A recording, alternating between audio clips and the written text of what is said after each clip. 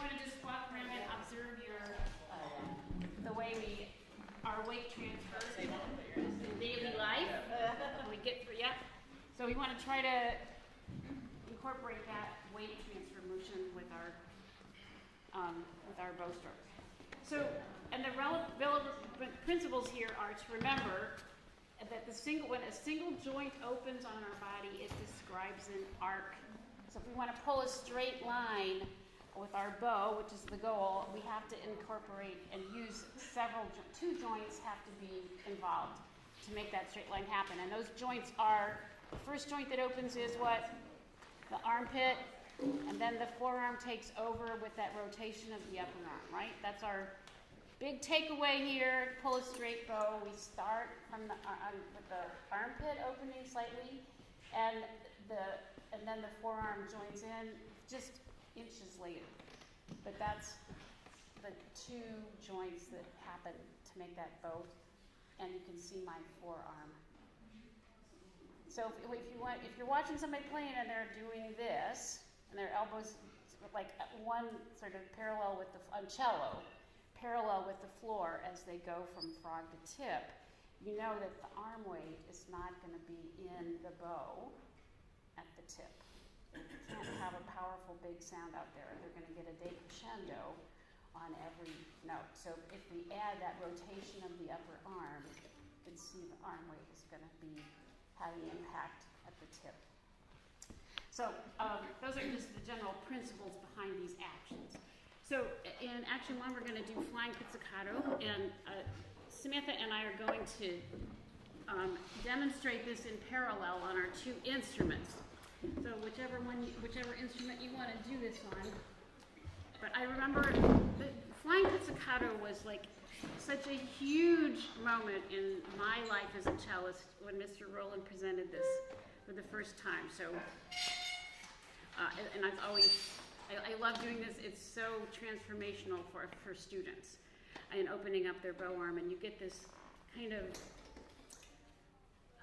there's an energy and a freedom of a movement that comes with it, and really realizing that you can apply that to your bow strokes in the future. It's a very liberating thing. Okay, so remember we talked about this on day 1. You're going to be seated, or if violinist, if you want to stand up and be, I would recommend you actually stand up as a violinist to feel the full. I know orchestras, all orchestras play seated, but I saw the Mahler Chamber Orchestra recently in a performance, and every non-cellist in that orchestra stands for the whole performance. All the violins, violas, and it was so amazing it was like watching a Rolland video, with all the movement that was going on stage while they were playing their symphonies. It was really cool. If you're in the book, what chapter is this? This is chapter 9. Page 115. It's called Extending the Bow Stroke. Yeah, thank you. Yeah. Okay, so we're not holding bows right now. This is a flying pizzicato. So on cello, sometimes I'll take my thumb and first finger and pluck both strings, and so and sometimes you can just use your first. I find both of them to work well. So but you're gonna. I would do with the middle 2 strings, or you can do 1 string. It's not how many strings you play is. You don't want to be in the weeds about that. Just let them strum. Now, simultaneous. So you're going to be thinking about casting your arm into the room, opening. I'll often say, like, imagine there's a plate of cookies out here that you're going to reach for a cookie. You don't want to go to the side. This is opening your arm this way, so the armpit opens and the forearm, what we talked about, for that straight line. And at the same time with that, we're going to shift our weight. So for violins, you have that, you're in standing playing position, and you're going to shift your weight to the left, simultaneous with that stroke to the right? They need to be coordinated so they start at the same time. So we're going to count 1, 2, ready, strum. 1, and come back. Yes, and in the book, Rolland has an oval dotted line drawing. So your arm goes out on the bottom of that oval and circles around. And 1, 2, 3, 4. 1, 2, 3, 4. 1, 2, 3. Good. And the straight, the steady motion of your arm, so that you arrive to start the next cycle right at the end of beat 4, not arriving early. 2, 3, 4. 1, 2, 3, 4. Yeah, beautiful. Okay, and the idea is to balance your arm movement with an opposite lean. So you lean the opposite way of your arm going. And then return to center when it returns to center. Okay, good. I see a couple people not timing it correctly. So balance, return with the weight transfer. Balance, return. So everything's in the middle when you return to center. It's a very rhythmic. Yeah, that's why you'll hear me counting a 4-beat pattern, and I would do that if you're teaching with your students. You definitely want this to be rhythmic. 1, 2, swing back. 1, 2, back to center. 1, 2, back to center.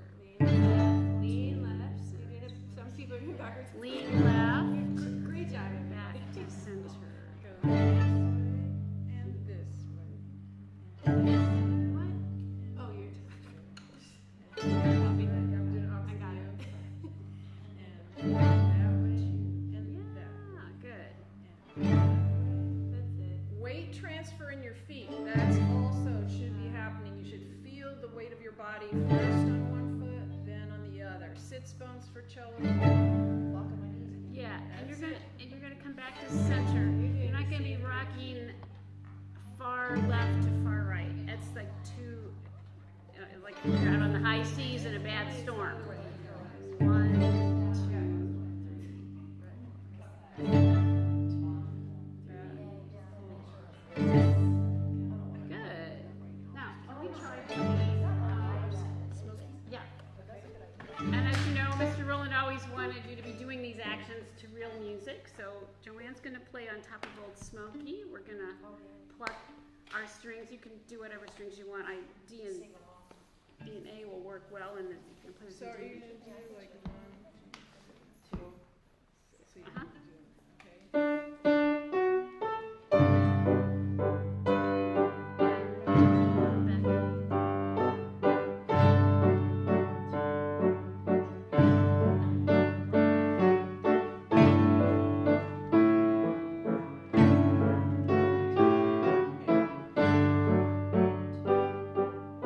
Can I add one more thing now? Play the strings that go along with the bass line here.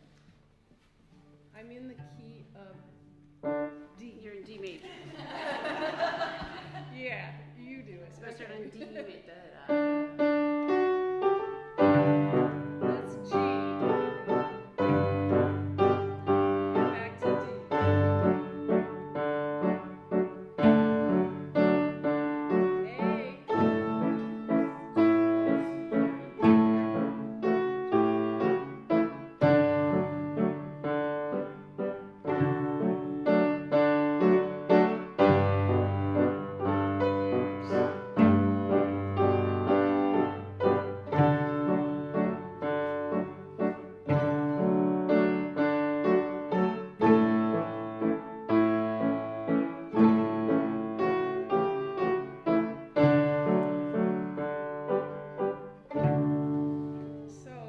Multiple things going on there, but I love doing that bass line because it adds the ear training part to it. Yeah. Okay. I think we could do Barcarolle is also a really great song to do flying pizzicato with. It's a just good, wonderful rhythm. We'll do that when we do Okay. revamp. You want to Okay. talk about manual assistance? Pardon me. Manual assistance, like the scroll. Oh yeah. We should have done that before we started the flying pizzicato. Yeah, So, that's so just to make sure that your students don't have locked knees and are tense when they start trying to do the flying pizzicato, Rolland recommends that you just sort of tug they're on the scroll and see that they're able to flow with your tug and not resisting. And if they are, then they can soften their knees, and on the cello you can do the same. Can I show, while you're showing the cello, go ahead, I'll show another way, if you want to also include this right hand movement, with the bow or without.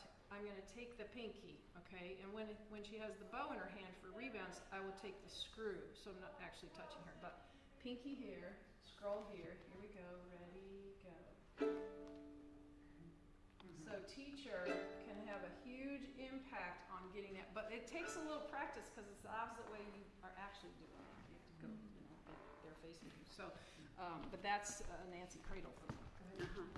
Yeah, and so cellos, you're going to be sort of just rocking from your left to right sits bone a little bit when you're soft, and the teacher can do the same thing of holding the scroll and helping certain you're not stiff and static position in your chair. Yeah. So the second action in this chapter is called wandering, and I thought we'd do it actually just the way Rolland proposed, which is all the students, he tells you to stand up in playing position, and all of the students can pick their rhythm that they want to play and the speed they want to play at. This is kind of wandering around at your bow from frog to tip, and it's as he says, the teacher is no longer the conductor of this action or in charge of making it happen in that way, and so that the teacher can wander as you are around the room, as you are wandering around your bow, and just checking the bow, your trajectory across the string from frog to tip, and your bow hold. So we're going to do that with you guys right now. So if you can stand up and you can play just whatever rhythm choice you can do, quarter, yeah, like, yeah, here's.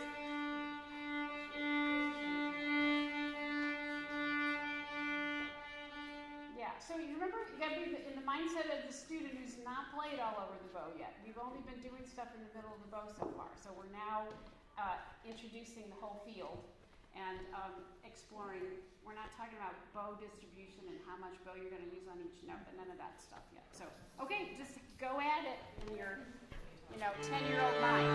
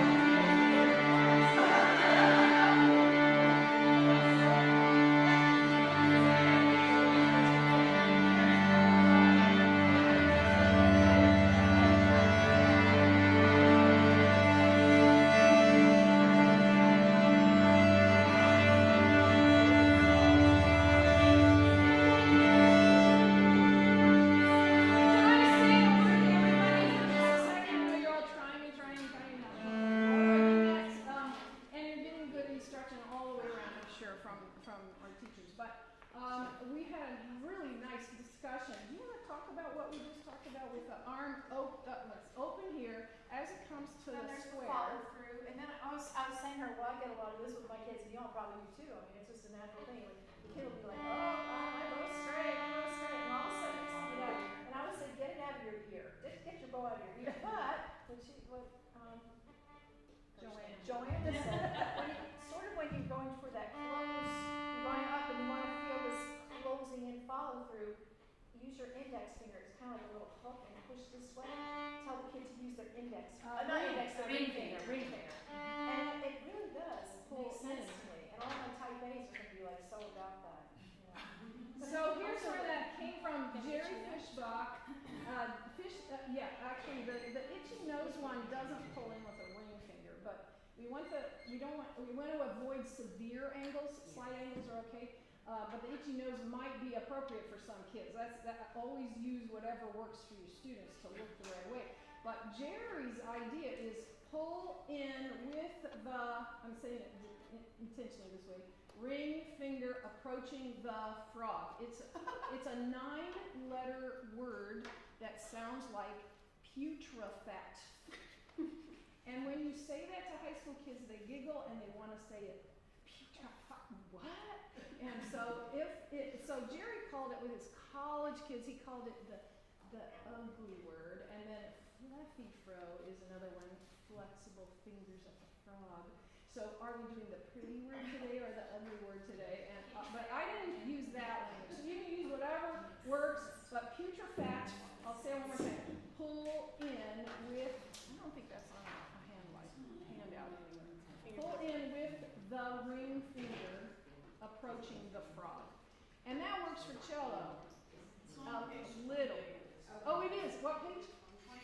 28 in the skills book. It's actually a whole thing.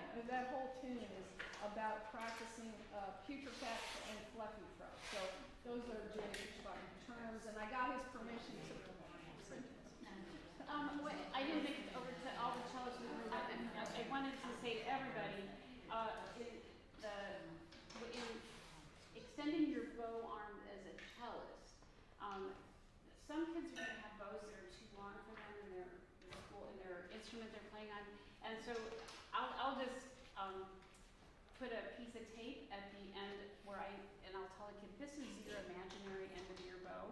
It's maybe 3 inches shorter than the bow they're playing, but you really don't want to go beyond that, because what happens when kids are playing on too long of a bow, or they extend their arm fully like this, and that is to be avoided. That's a lot of tension in that arm, and you can't like circle around. And if you're doing that swinging of your upper arm, it's a beautiful thing that doesn't allow you to extend like that. So make sure at the tip on the cello, your arm should still be slightly bent, and that raised elbow that's happened from the swinging upper arm of the cello is really Same with important. violin. It's been very interesting to diagnose that in some students. Some students are on full-size instruments, but they're okay here, and it's just, you just tell them, hey, it's okay. You don't have to go like this at the very tip. I even would put a tape at that spot so Yeah, that we they did- are really clear. That's your tip. Yeah. But this, you don't want to see this when you're fully extended, at least on cello. And so Okay. I think that's Yeah, true good. for violin too. It is. Yeah. Yeah. Yeah. Absolutely. Okay, so that was action 2. And action 3 is the silent bow transfer.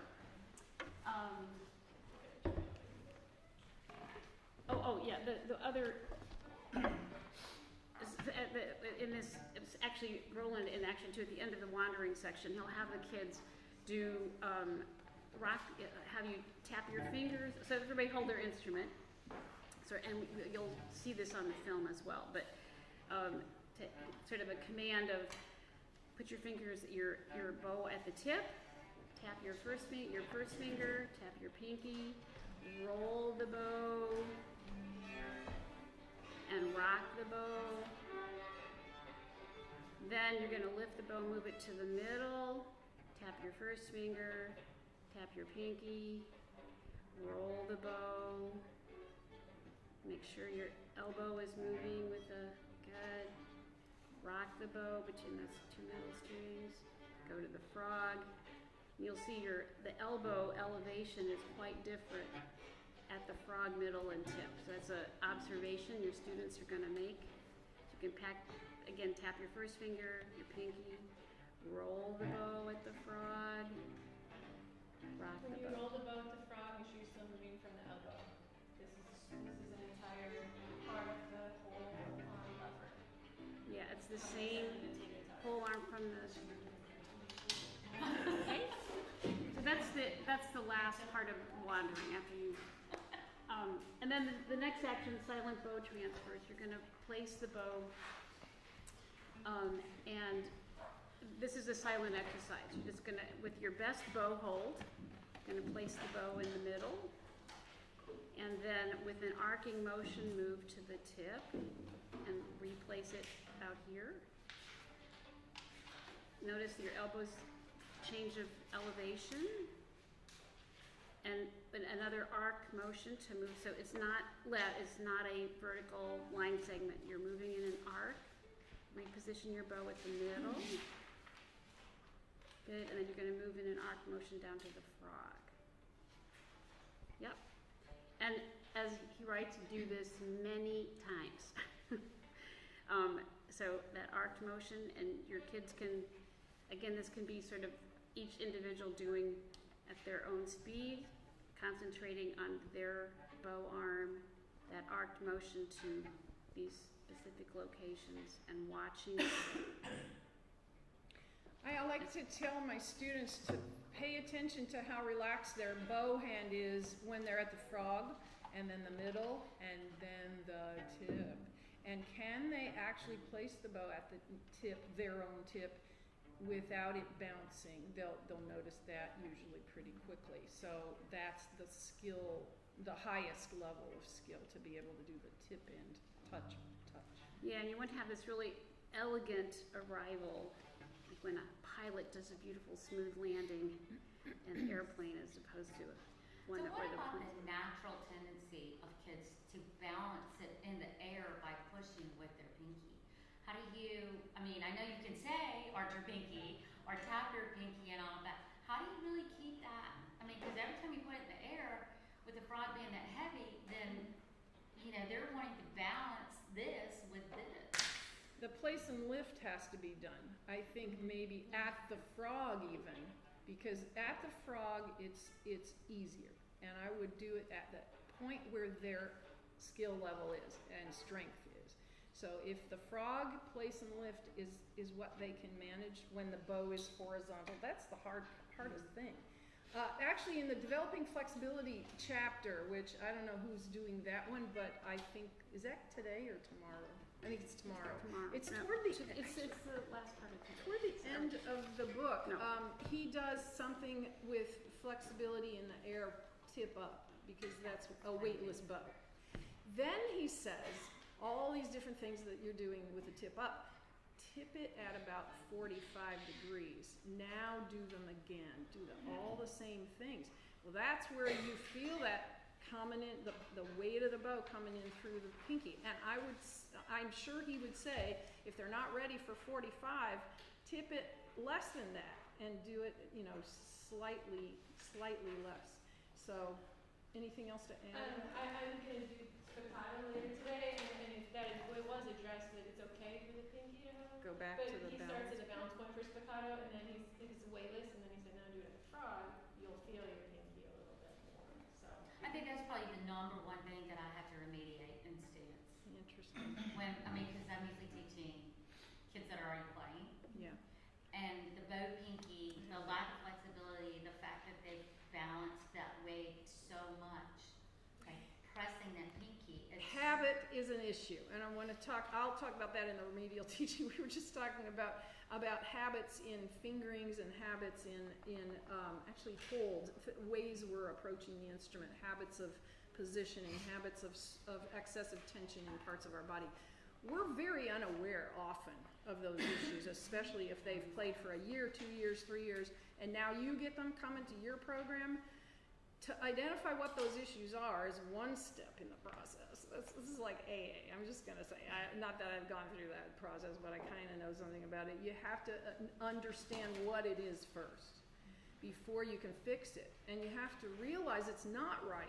And so Rolland's great with this psychology, and that remedial teaching chapter is all about the psychology of unlearning, relearning, and then practicing it until it wipes out the original bad habit that you've had. So breaking bad habits is a very much more involved process than learning something in the first place that's correct. So you all know that by experience, your own experience and your students, but I can't emphasize enough that I'm still, having had a problem with my straight pinky as a teenager, having to remind myself at age 60 late that this is what I have to do, not this. So don't ever underestimate the importance of repetition in those ways, and fun repetition. Don't make it, they'll quit you. They'll quit it. They'll quit you. It's got to be productive, and it's got to be a positive experience in some way. I just want to say about the pinky question.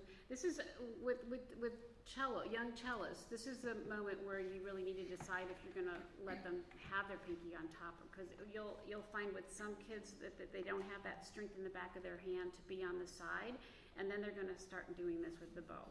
And when you see that happen, it's really important to put the pinky on top so that this pronation of the forearm is the basic cello hold. We're not nearly as pronated as a violin, but we are pronated, and there's just way too many kids playing cello like this. So, and I think it's because of this override, like the pinky has to be on the side of the frog. It just doesn't. It doesn't have to be there. And so you'll watch lots of cellists that their pinky location when they're performing changes. If they're playing spiccato, their pinkies might be very likely going to be on top. If they're playing a lighter bow stroke, their pinky's going to be on top. When they go to heavy to play the opening of the Prokofiev cello sonata, it's going to be on the side, so they're sinking in. But it's not. I know Starker used to always say there is no one cello bow hold, and it's constantly changing. And I think that's really important. You have to start your kids somewhere holding the bow, but it's not ironclad. And I think that pinky is a really important part when you're doing this moving from frog to tip. If they're doing it, holding the bow like this, you got trouble in River City. Okay. I'm a really good cello teacher. Several of these guys took from her, but I loved it because she would refer to that as the back door. And so she would say, and this is just because my son studied with the same teacher, she would say, I need you to open your back door. Talking about on the bow hold right there. Yeah. Okay, anyway, so the next, after we've done these silent bow transfers where we lift, the next action is to add a rhythmic, it is no longer silent. We're going to play a little rhythmic action at each, and so the rhythm I'm going to start with you guys doing today is Pablo Casals. Pablo Casals. And you can see my pinkies on the tip. Pablo Casals.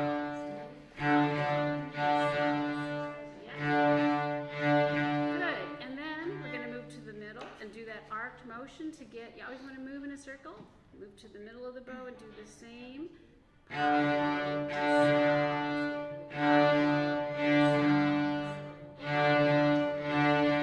I go down to the frog or balance point. I think on cello, I try to not do a whole lot of stuff truly at the frog. I'm always a little bit out from underneath it. Is that true with violin too? I think here it's specifically designed against the entire bow, so for violin it's frog for this one. Yeah, okay. So you can be closer to the frog, but here we are. So we've circled, we've arced motion down to the frog. Yeah, you're gonna swing that pendulum swing.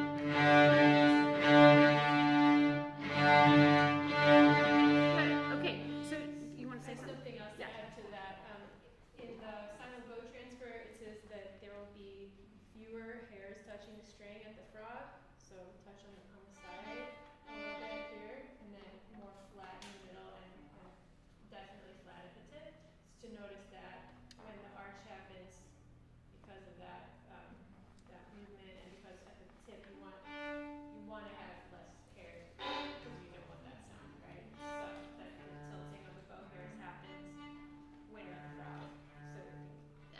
cellos don't tilt nearly as much as violins. Okay.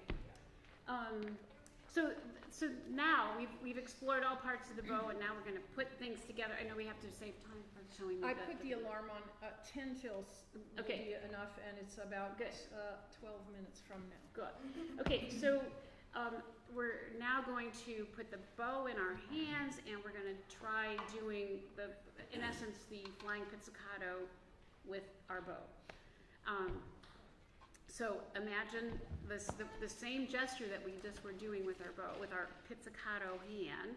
Now we're going to do that with our bow, and it's going to allow us to take the bow stroke all the way to the tip, right? So just imagine you're pizzicatoing, but your bow is in your hand. So let's just try 1, 2, 3, 4. 1, 2, 3, 4. 1, 2, 3, 4. Yeah, and the same. Make your body. Bilateral would be moving. You're going to be shifting your weight to the left as you bring them. 1, 2, 3, 4. 1.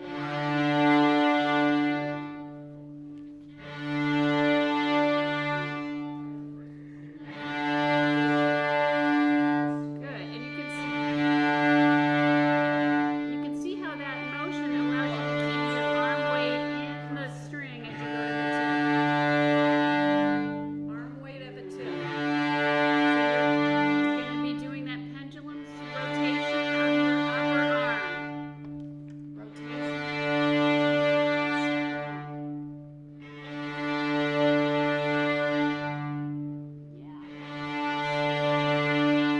This way. Remind yourself which way you're going. Be rhythmic about your movement. Rhythm. And 1, 2, 3, 4. 1, 2, 3, 4. 1, 2, 3, 4. One more. 1, 2. I want to see something. I had a teacher ask me, why are there so many rules in this pedagogy? And I thought, this was one of the motions I was doing, I think. That's what made me think of it. Because when I said it goes this way for 2 beats and that way for 2 beats and this, it seems like it's so stilted. It's so structured. Why?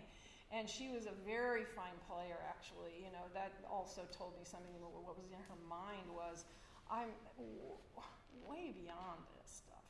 But what I had missed the point of getting across was principles of movement. That is bilateral. That is a principle of what the body does. When the body extends an arm, it naturally balances the body by moving something the other direction. Otherwise, I'm not in balance anymore, and I'm not making this happen. Do you see my body moving when I go this way? Okay, so that's why bilateral is so powerful. And if students want to do unilateral, of course, but the balance of the torso has to get under where that arm is extending, so there's more torso movement in unilateral than there is in bilateral.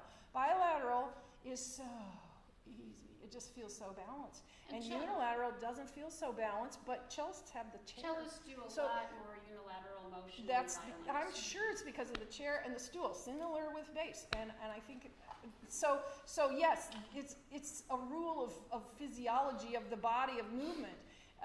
But it's a principle of movement that Rolland called it, and that was accurate. So I think it's really important learn to it. say. So this is a very rules-based discussion we're having this week with all the teachers in this room. Mr. Rolland would have never explained any of this to his students.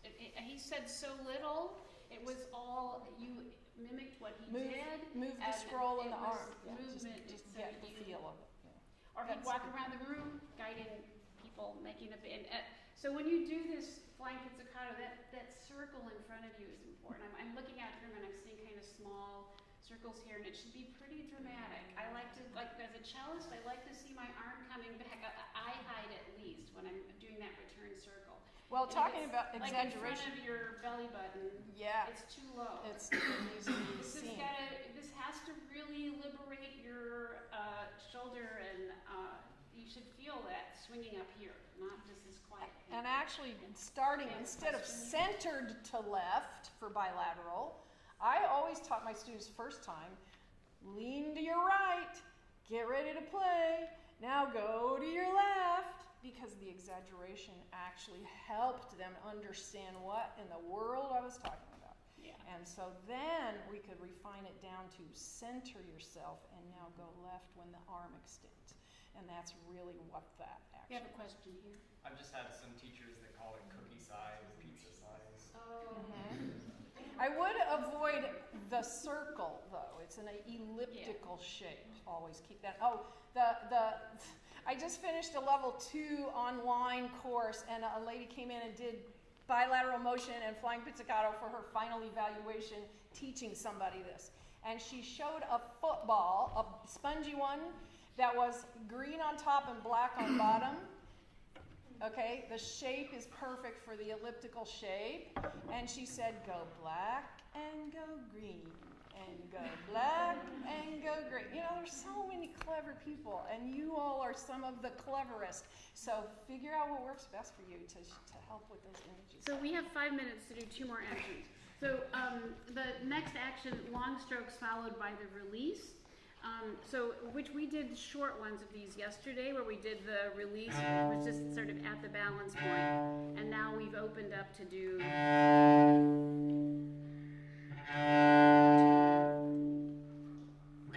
And we're going to do this rhythm that we talked about yesterday, one where you release the bow into the air after the up bow, down, and the tip goes. Yep. Is it? Sorry. No, that's okay. What were you? Go ahead. I projected one, but Oh, yeah, that's the second. That's the release on the down bow. So the release on the up bow is just simply 2 quarter notes, a down and an up bow, and imagine a quarter rest after it for your release into the air. And when you release your up bow into the air, the tip is going to circle up. You're going to see, this is the movie we're going to watch momentarily, this field full of college kids playing these strokes, and they're all whipping their bows into the air. So anyway, this is the release, and this is all about the note, ending of the note, and getting that ringing sound going coming from your instrument. So let's try 1, 2, 3. Down, release.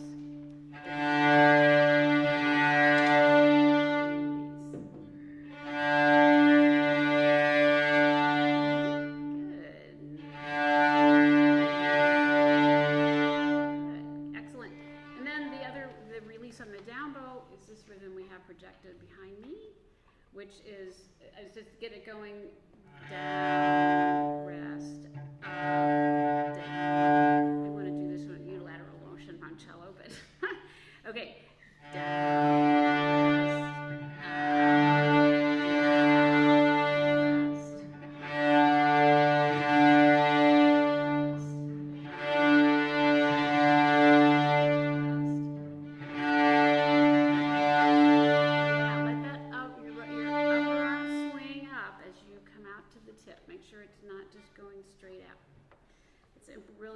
part of that release. Yeah, and you wanted to say something? I was just thinking about, since this is the whole bow, that tilt at the frog is part of it. Right there, just approaching the frog to tilt the bow hairs, in case you forgot. Okay, yeah. Okay. And then action 7 is the slurred string crossings, which we did also yesterday on small bows in chapter 6. And this is the exercise starting with the 2, and this is going to be a rounded arc bow.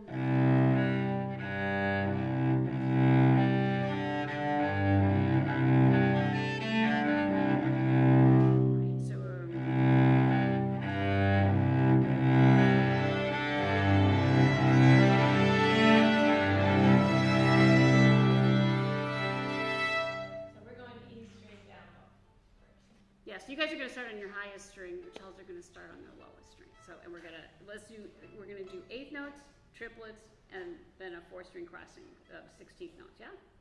1, 2, ready, go.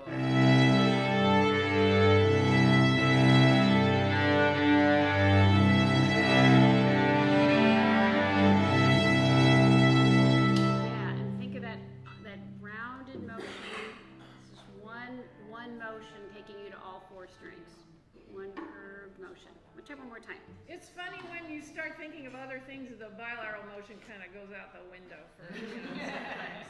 Yes, you want to keep your, this is, just imagine this is still one full bow stroke you're doing. You're just arcing over all four strings. Let's just do four strings for this,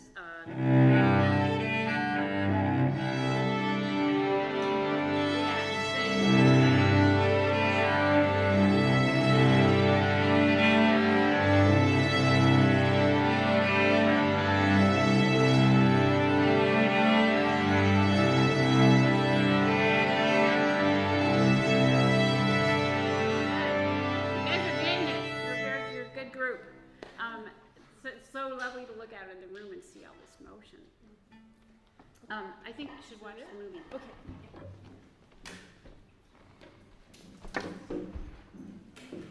While we're setting it up, the one thing, this is what we've been doing today is very exaggerated, and so you will over time need to rein this in because a bilateral motion can look be a very subtle motion, and a lot of the times it is. But you need, as a cellist, you need to feel that your sits bones have this little jaunty feeling to them. They're not like heavy in the chair. And we talked about sometimes rhythms, like when, especially when you have eighth notes or something repeated, that it won't always be da da da da da. Oh, like, yeah. Like, you want to talk about how Yeah. that So, rhythm- and sometimes I know when I'm playing, sometimes you sort of decide what your weight transfer is going to be. Sometimes it's going to be every half bar, and then the rhythm you're playing above that, you're going to find yourself being sometimes unilaterally moving with your bow, and other times bilateral. So it is you should not set the goal that every time you change bow direction that you've shifted from left to center. You have to. If you're playing 6 4 6 ya da da da dum bum. You might rock back so that by the time you play the next gesture, you're going to be ready to play your next cycle, but you're not doing that on every note. Sorry, I just said my last thing.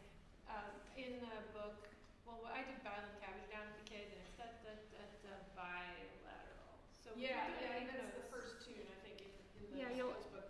And it's quarter notes. Da, da, da, da, half notes.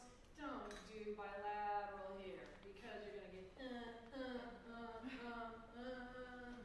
it just doesn't work. Yeah. So the faster strokes, it's a balanced stroke. It's a balanced body.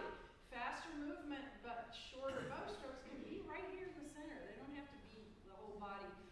The body's moving, but it is responding to this. It's a mobile. It is moving, but it's not bilateral motion.